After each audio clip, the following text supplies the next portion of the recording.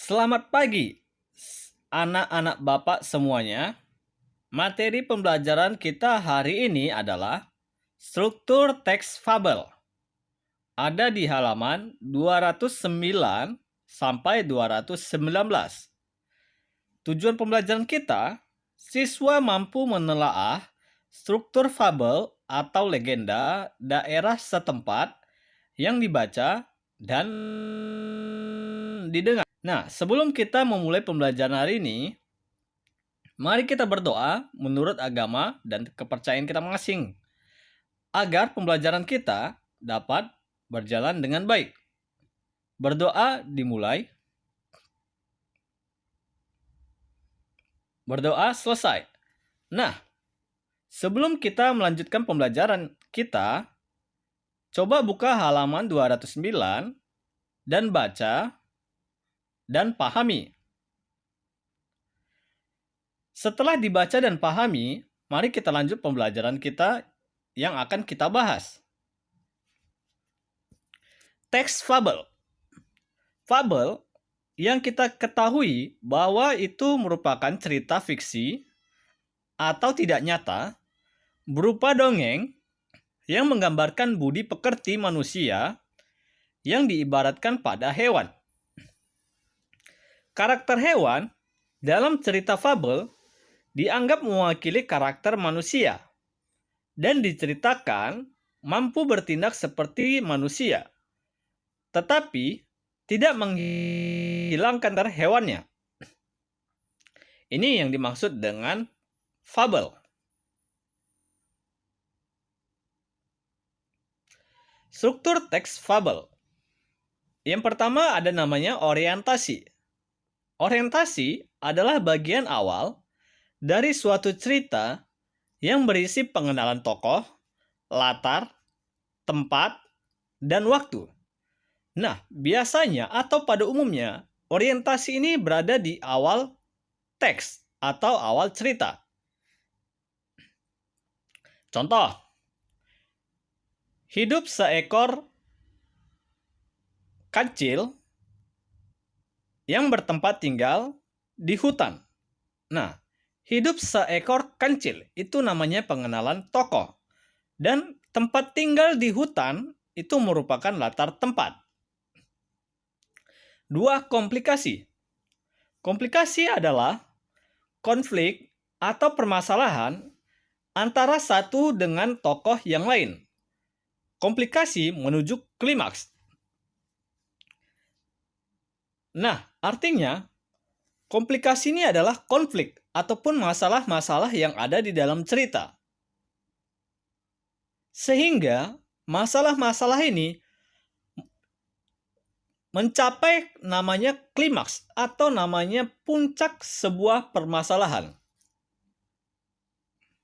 Itu yang dimaksud dengan komplikasi. 3. Resolusi. Nah, setelah ada namanya masalah, lalu ada namanya solusi atau resolusi, yaitu pemecahan masalah. Resolusi merupakan bagian yang berisi pemecahan masalah.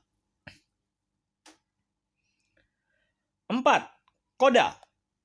Koda merupakan bagian terakhir fabel yang berisi perubahan yang terjadi pada tokoh dan pelajaran yang dapat dipetik dari cerita tersebut. Contoh teks fabel. Nah, kita akan menelaah struktur teks fabel yang berjudul Gajah yang Baik Hati. Nah, orientasinya, siang hari itu suasana di hutan sangat terik. Tempat tinggal si kancil, gajah, dan lainnya seakan terbakar. Kancil kehausan. Dia berjalan-jalan mencari air. Nah, yang kita ketahui bahwa tadi orientasi yaitu pengenalan tokoh, pengenalan latar, tempat, waktu, dan suasana. Di sini ada namanya siang. Siang berarti itu merupakan pengenalan waktu. Iya. Nah, hutan ini adalah pengenalan atau latar tempat. Benar sekali. Dan di sini ada namanya kancil dan gajah. Nah, ini disebut dengan pengenalan tokoh, iya, atau pemainnya. Itu yang dimaksud dengan orientasi.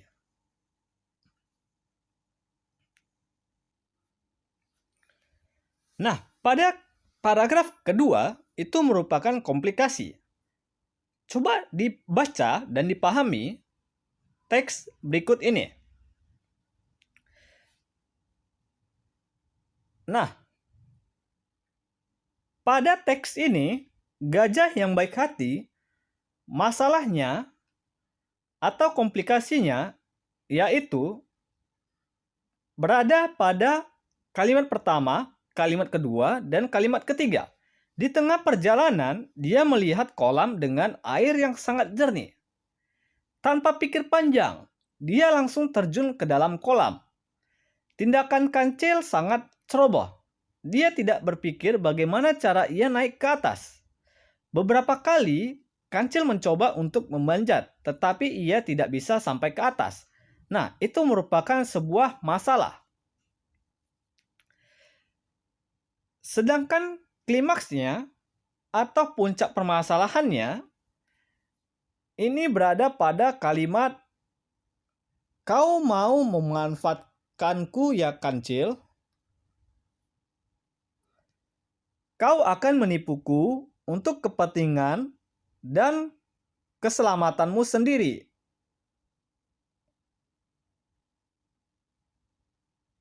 Kancil hanya terdiam. "Sekali-kali kamu harus diberi pelajaran," kata gajah sambil meninggalkan tempat itu. Nah, ini merupakan klimaks atau puncak masalah. Artinya, si gajah tidak mau menolong si kancil. Karena si gajah tahu bahwa kancil itu akan menipu si gajah. Itu yang dimaksud dengan klimaks. Kita lanjut. Selanjutnya adalah resolusi atau pemecahan masalah. Nah, Bapak ulangi lagi. Resolusinya, gajah kembali datang kepada kancil dan menolong si kancil. Gajah mengulurkan belalainya. Dan kancil berjanji tidak akan menipu si gajah lagi. Itu merupakan resolusi atau pemecahan masalah. Koda. Nah, koda pada teks fabel ini boleh ada dan boleh tidak ada. Koda merupakan penutup. Sejak itu, kancil menjadi binatang yang baik. Ia tidak lagi berbuat iseng seperti yang pernah ia lakukan pada beruang dan binatang-binatang yang lain. Memang kita harus berhati-hati kalau bertindak. Jika hati-hati akan celaka, maksud Bapak, jika tidak hati-hati akan celaka. Jika kita hati-hati, kita akan selamat. Bahkan bisa menyelamatkan orang lain. Nah, ini yang dimaksud dengan koda. Koda ini bisa berisikan pesan-pesan atau amanat yang disampaikan pada cerita ataupun teks. Nah, cerita binatang ataupun fabel ini, gajah yang baik hati, itu ada di halaman 209 sampai 211. Oke, simak dan perhatikan fit and phrase yang Bapak berikan. Kisah semut dan belalang.